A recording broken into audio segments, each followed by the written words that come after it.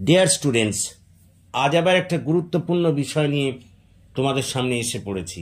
আমি BM sir বলছি।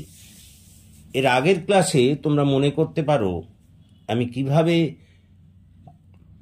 Advertisement draft করতে হয় সেটা তোমাদের শিখিয়েছিলাম। আজকে আমরা বিভিন্ন ধরনের অ্যাডভার্টিজমেন্ট ড্রাফট করা দেখাবো। তো দেখো, ধরো তুমি কোনো সম্পত্তি ক্রয় করতে চলেছ, তাহলে সেই ধরনের সম্পত্তি কিনতে চলেছ আর কি। কোনো বাড়ি কেনো, কি ফ্ল্যাট কেনো, কি গাড়ি কেনো, এ ধরনের কিছু কিনতে চলেছ। সেক্ষেত্রে কেমন করে তুমি সেটাকে লিখবে? দেখো, আমি একটা উদাহরণ এখানে দিয়েছি। You want to buy 2 cutters of land in or around VIP Keshtopur or Baguiati, draft and advertisement. মানে তুমি বাগুইহাটি, কেষ্টপুর, ভিআইপি সংলগ্ন আশপাশে 2 কাঠা জমি কিনতে চাও। সেই অ্যাডভার্টাইজমেন্টটা তুমি ড্রাফট করবে কিভাবে?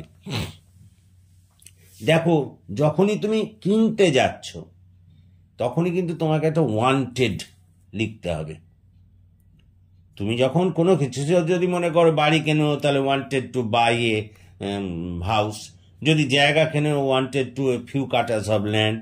বা যদি একটা গাড়ি কিনতে যাও, wanted to buy a car. মানে তুমি তো কিনতে যাচ্ছ, এটা প্রথম লাইনেই তুমি উল্লেখ করবে।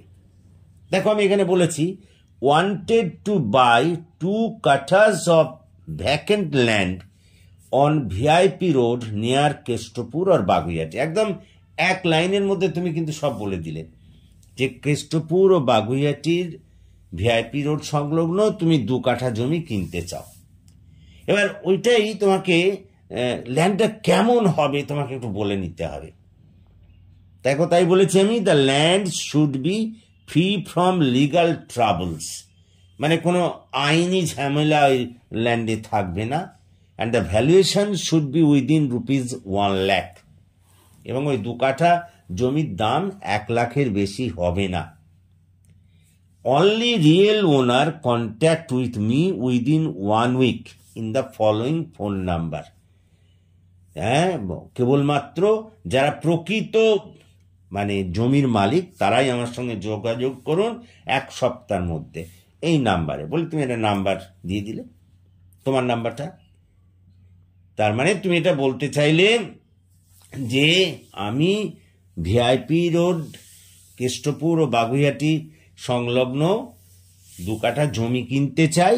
এই জমিটা হবে আইনি সমস্যা থেকে মুক্ত, মানে যেখানে কোনো আইনের সমস্যা থাকবে না, ঝামেলা থাকবে না, এবং দাম হবে 1 লাখ টাকার মধ্যে। এবং প্রকৃত যারা মালিক, তুমি কোনো দালালের কাছ থেকে নিতে চাইছো না। দালালের কাছ থেকে নিতে গেলে তো তোমার তার আবার কমিশন দিতে হবে। সেই জন্য তুমি বলছো যে প্রকৃত মালিক আমার সঙ্গে 1 সপ্তাহের মধ্যে যোগাযোগ করুন। এই গেল তোমার সম্পত্তি ক্রয়ের ব্যাপারে। এবার আসছি, দেখো, তুমি কোনো সম্পত্তি বিক্রি করছো। ওখানে যেমন কেনার ব্যাপারে যেটা আমরা এতক্ষণ বললাম, প্রপার্টি ওয়ান্টেড লিখেছিলে, এখানে তেমনি লিখতে হবে প্রপার্টি ফর সেল। কতটা বোঝার চেষ্টা কর।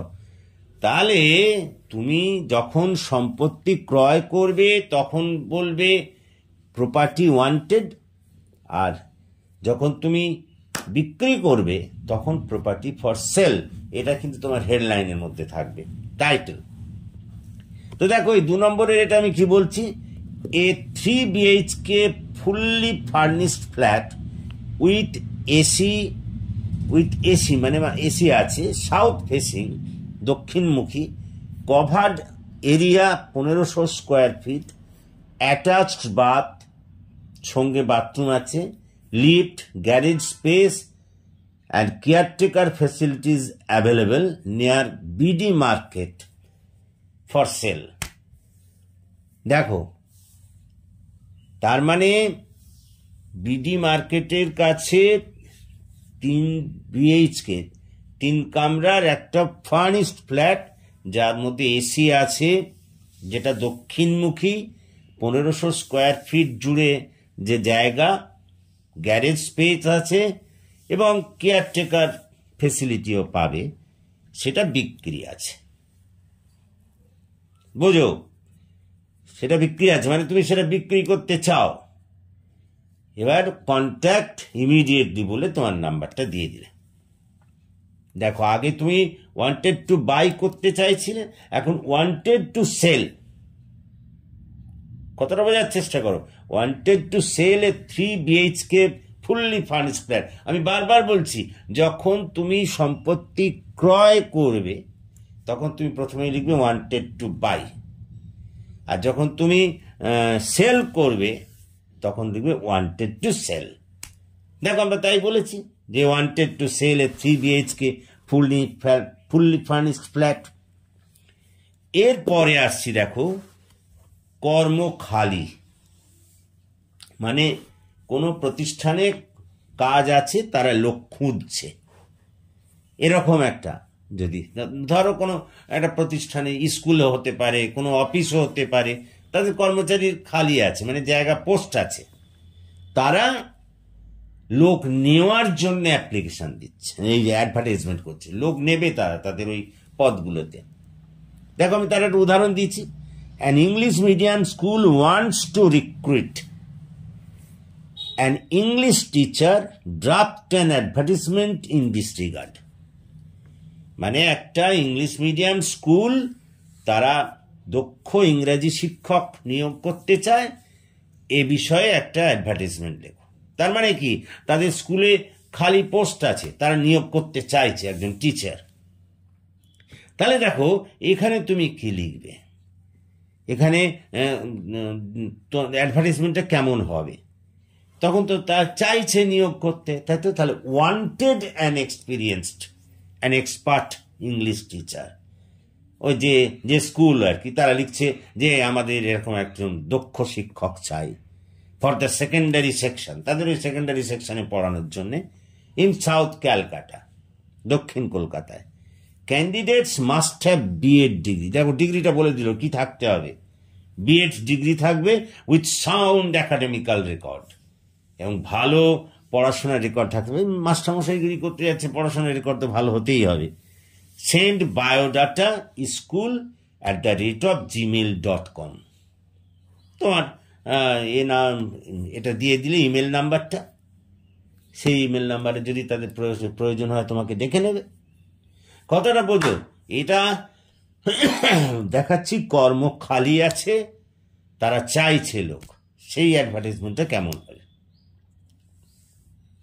তাহলে যখন এরকম হবে তখন ওয়ান্টেড টু রিক্রুট, তার মানে একজন আমরা নিয়োগ করতে চাই।